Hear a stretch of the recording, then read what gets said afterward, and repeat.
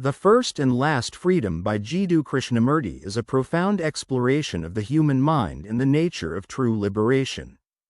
It is not a book that provides easy answers or methods, rather, it invites the reader to deeply examine their own thoughts, conditioning, and the patterns that govern their lives. Through a series of essays and questions, Krishnamurti delves into the root of human suffering, the illusion of control, and the essence of freedom. At the core of the book is the idea that true freedom cannot be attained through external means. Neither religion, ideology, nor societal structures can provide it. Instead, freedom is an internal state that arises when the mind is free of fear, attachment, and conditioning.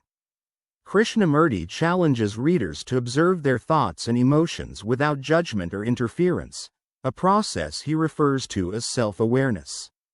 This is not self-analysis, but a state of pure observation that allows the mind to see itself clearly, without distortion. A central teaching of the book is the relationship between the observer and the observed. Krishnamurti explains that the division between the two is an illusion created by the mind. The moment we realize that the observer is not separate from what is being observed, we transcend the duality that creates conflict within ourselves.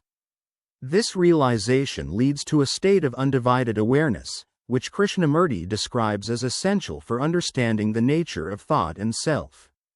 Krishnamurti also addresses universal human experiences such as fear, suffering, and love. He explains that fear arises from our attachment to the known and our constant desire for security in an ever-changing world. Freedom from fear, according to Krishnamurti, comes when we fully face it, without avoidance or suppression, and understand its roots. On love, Krishnamurti argues that it is often misunderstood and distorted by dependency, expectation, and possession. True love, he suggests, exists only when there is no attachment or desire to control. Love, in its purest form, is a state of complete freedom and the absence of self-centeredness. Another vital teaching is Krishnamurti's emphasis on the dangers of authority, whether it be religious, political, or ideological.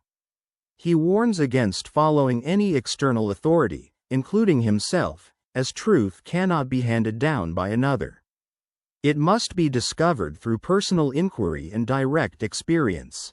The book also explores meditation, not as a technique or practice, but as a state of being in which the mind is completely still, free from the chatter of thought. For Krishnamurti, meditation is a natural outcome of self-awareness, a state in which the mind is silent yet fully awake. The First and Last Freedom ultimately serves as a guide to self-discovery and inner transformation. Its core message is that freedom, truth, and love are not external goals to be attained, but states of being that arise when the mind is free from the illusions it has created. It is a call to awaken to the reality of life as it is and to live with clarity, compassion, and awareness. For anyone seeking to understand themselves and their place in the world, this book offers profound insights that remain timeless and transformative.